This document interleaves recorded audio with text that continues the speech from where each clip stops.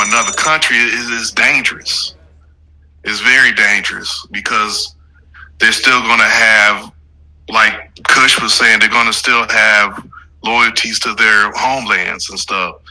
And you could have sleeper cells in the government because they'll never let us infiltrate their governments and their homelands. They'll never ever let that happen. Right. But I look at it as, systematic white supremacy, YT supremacy, shooting itself in the foot for, letting foreigners, take seats in our government. And look at how it's affecting the country. You get all these, illegals and stuff getting benefits ahead of Americans, especially Black Americans, getting all these unearned benefits. And they want to point the finger at us, telling us we need to whack hide and all that, when they're the ones getting all the benefits. But they have to learn. But this country is learning the hard way of when you do things like that. And I'll land on that. Yep. Go ahead, Dr. Ward. Can I just say something right quick Go ahead, Kush. To Mark Anthony's point, though? The thing is, I think that with this country, with the most recent immigrants that have come in, because if you notice, see my air quotes, the heritage Americans, they are making a distinction between themselves and the most recent iteration of immigrants coming in. And if you notice, like the people, and I say this, I use Nancy Pelosi as a good example of a person who is of Italian lineage. But you never saw Nancy Pelosi going out here and saying that she viva Italy and what can I do for the Italian people. You never saw that. This is something. You never saw Arnold Schwarzenegger when he ran for governor. You're right. Yeah, because he's from Austria. You never, even though he kind of fucked up California and stuff, but you never saw him say like what what I'm doing for Austria, or you never saw him wave the Austrian flag or anything like that. He was, he was America first. Correct. And that's, I just wanted to bring that out and just point that out, is this newer iteration of immigrants, they act as ambassadors of their countries on this soil. And again, it makes me question what you said to the United States to gain entry. If you're telling the United States that you are really in harm's way, you're seeking asylum, you're a refugee, all of these things, but every chance you get, you're yelling Viva, insert foreign country after. Why are you here? Because apparently your country cannot be that bad if you're yelling Viva Mexico and waving the Mexican flag, or waving Viva Ghana and waving the Ghanaian flag. It can't be that bad, because I promise you, if something is that bad for me, I'm not trying to represent it. So there's a difference. There's a difference in these people and their ideology and some of the people previously. And I think that how they were able to slip in is because those, see my air quotes, heritage Americans, they come from an immigrant background too. And they probably thought, well, when we let these people in, they're going to do like us and they're going to assimilate. And what the heritage Americans didn't bank on is that this new iteration of immigrants are refusing to assimilate. They are acting as ambassadors of their country, suspected agents of foreign powers. And I yield. Yes, thank you. Thank God. I love y'all. Thank you, Kush. Because sometimes I feel like I'm crazy, because I have a gift of sight and I see through stuff. My mom, my aunt, so I always said that when I was a baby. My grandmama said I had a veil over my face when I was born, but I saw that. I'm like, I think military strategy. I served in the total force community for a little while, and I just think like strategy, and I'm like, damn, that's brilliant. You don't want to, if an outside power really wanted to destroy America, they would read history, which is what officers do. Officers read history. You learn tactics that worked in history. A lot of at West Point, they still study Hannibal. Well, my point of bringing that up is Rome. Uh, Rome was destroyed from within, and if outside power wanted to destroy America, they would infiltrate immigrants into America because that's a weak point. America has always used immigrants against Black Americans. So they would send sleeper cells in with some sob ass, trifling ass story, and then groom them to run for office, put them in office, and then destroy America from fucking within. That's what I see when I see Ilhan Omar. I see a militarized woman. I see a fucking highly trained spy is what I see with a lot of power. Trump administration, if you can hear me, you need to, and I would humbly appreciate it if you investigate her based upon our theories. Some serious investigation on that one. Yeah. Dr. Ward, educate us. Yes, sir. Good evening, everybody. To the question before the space, I think. Is Ilhan Omar garbage? No, y'all, that's an insult to garbage. She's less than shit. She is less than shit. Look, I do some research I'm doing right now where I'm trying to take garbage and turn it into activated carbon to filter water for pesticides and stuff like that. Garbage has some value. That clitless cunt has zero value while she's still alive. Maybe when she's dead and she breaks down, maybe she'll have some value. But no. Look, that woman and the rest of the big foreheads, they came over here.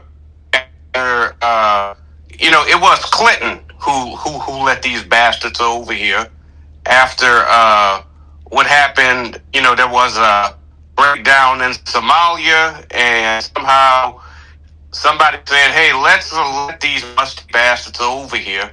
And that's how they got over here. So these people have barely even been in this country. And before 1990, you basically ever saw one of these people over here. And so these people, we all know these people are not part of America. They came over here to get the benefits, and they've been scamming the country. And it's not just them. I mean, I just saw something where, I'm just going to say it. The Jews are stealing money too, and they need to be looked into. And so all these people, I was never, if they want to, get rid of welfare, and if you're a Republican, this may be your way to do it. I'm not for getting rid of welfare because I do believe people need help. But yeah, I mean, and as far as Miss Cush was saying that, about funding the government and stuff like that, yeah, you're right. I mean, defending Homeland Security is just that, Homeland Security. Trump, rightly or wrongly, is about to do a strike to bring down the Iranian regime. That's what's about to happen within the next month or so. Once a carrier strike group gets into position. So you're going to tell me these people don't have no sleeper cells here? Now I know some Iranians, but they were mostly here before 1979, and they don't like that government. But you're telling me that they didn't sneak some people across the border when Biden had it open wider than a hose's legs? So yeah, and it's not just them; it's the Chinese. This birther tourism. That's the most objective reason to get rid of birthright citizenship. You got a lot of these Chinese, these knocked up hoes, flying over here and popping out children, and they automatically are given citizenship. And you're telling me the Chinese government is not grooming them to infiltrate our legal systems and shit like that, and emaciate us from within? Yeah, that's happening. And so when you start to getting back to getting rid of the Department of Homeland Security, we've got terror cells in America. That shit's got to get broken up. And if the Democrats pull funding and some shit happens, they're going to be the one to blame. And with all these letting over all these people from very esoteric cultures, you're bringing in people who are not going to assimilate. They're not going to assimilate with us because they don't like black people. White people are not going to accept them because they're not of European descent, and that goes for everybody. That goes for all the musties from India and maybe the Middle East and Africa, and even people from Latin America. If you are a Hispanic, but if you can't prove direct lineage to Spain or somewhere on the Iberian Peninsula, white people are not going to accept you. Right. So you're gonna have this faction, this disillusioned faction within the United States that's going to they're going to destabilize us as a society, and we're going to find ourselves in the second civil war. So we've got no choice but to just get these people out of here. And starting with the post-1965 immigrants who are only here because of the 1965 Immigration Act. Before 1965, you had quotas, but after 1965, those quotas were abolished, and that's how and so this has gotten us into this problem. And like I said, the only way we're going to fix this is we have to coerce these people to leave. And the way we do that is with an onerous capitation tax. Nice. I yield the mic. Very brilliant. Before y'all go on, I just want to let you know you're 100% correct in terms of those sleeper cells.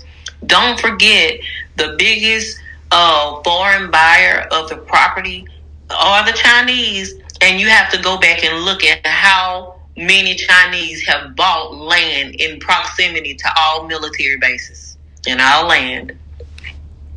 Yeah. I just also wanted to tap in as well. FBI Director Kash Patel has also tweeted about individuals in the military of whether it's Chinese or other foreign country lineage. These people are in uniform. They are in the military. They are serving in positions where they have access to classified information. Yep. And other types of things. I knew them. Yeah. And again, depending on some people and what they do and have done, people could be familiar with some of these people that the FBI are, wrapping up and getting up out of the paint. I was going to say, the thing is, they may say, hey, the FBI has arrested this person or arrested that person or whatever, and we don't hear anything else about it. Because I was just going to mention, even the guy who shot the two National Guardsmen in DC. One is deceased. The other, they said he's starting to recover and things like that. We haven't heard any more about this Afghan national, right? And so we can't be naive as to think that these are one-offs, that these are lone wolves. We do have to, be pragmatic. We also have to be realistic. And we have to, while we may want to, see my air quotes, hope for the best, we do need to prepare for the worst, and we need to be realistic that, when the FBI is saying, hey, we're getting these people of Chinese national or of Chinese lineage or whatever, we got to be realistic about it. It's if it's one here, it may be another one somewhere else. We just have to be realistic about that. Yeah, totally. So we brought up sleeper cells. You said, Dr. Ward, that you encountered it. If it's classified, don't release it. But you encountered questionable people in the Navy. Yeah. So this guy, I was told that someone I knew was being watched. Wow. Someone that I worked with. That's all I can say about it. Wow, that's crazy. I've never had a top secret clearance. But the information that you get with clearances is outrageous. You know what I'm saying? And to have the idea of having a fucking insurgent inside of the military community with top secret or top secret crypto clearance. That, oh my God, what in the hell? What is going on, people? Like, what has happened to the structural integrity of America? That's their fast forward way into becoming citizens and getting the information at the same time. Yep. If you think about it. I was at Parris Island doing a joint operation with the Marines. I fucking love the Marines, by the way. And we were watching the enlisted people go through basic, which is, the hardest basic training, most extraneous and the longest in the military, in the regular military. Now, SEALs and, Rangers and Delta Force, and, that's different. I'm just talking about regular military. And they put us through it. We went there thinking we're advisors and officers and scholars and shit. Like, oh, we're going to be here just to observe. Wrong. The Marines put our ass on the yellow footprints. The Navy girl broke her ankle. It was fucking ridiculous. I got PTSD. I had audio hallucinations when it was over. They kept us up 5 days. Dr. Ward, have you ever gone 5 days without sleep? That shit is wild. That's like LSD. You're hallucinating. I haven't gone that long without sleep, but but I've stood some port and starboard watches. Yeah, they can mess you up. The Marines kept us up fucking 5 days. 5 without sleep. And then they were partying. Like, they're fun. They're crazy. But my point of bringing this up is during one evolution of training, they brought the platoons out. So the Marines have third battalion, I think. Third at Parris Island, they have a female platoon. They don't on the West Coast. It's all guys. But they brought out third platoon or third brigade. I don't know Marine Corps and Army command structure. Maybe battalion. But they brought them all out, and they were all training in platoons. And they had whole platoons of Africans and Caribbean girls. And I was like, oh shit. Whoever said that, I think it was the prototype, that they fast tracked to citizenship. A lot of people join the military. They join it from their country. You know what I'm saying? These platoon members barely spoke English. And I start getting concerned. I was like, is that a good idea to bring these people over here and give them a fucking security clearance? You know what I'm saying? I think I will stand up in church and say that's a fucking terrible idea. You know what I'm saying? Go ahead. You're right. Because I'm a former Marine Corps spouse, and I have had to do that 5 days.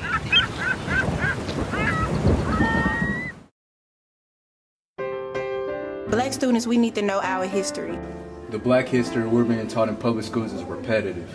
As a black high school student, I want to learn more about my history in the school books. We need to update our books. As black American students, we deserve an accurate depiction of what history truly is. I want to see myself in these textbooks. In the public school system, black history is vague. Why don't the school books ever talk about the Freedmen's Bureau? I created the workbook for the African American family. This book helps fill in the gaps that the school books don't. Purchase the workbook for the African American family on ourstorypublications.com and use the Cash App, $Our Story Publications.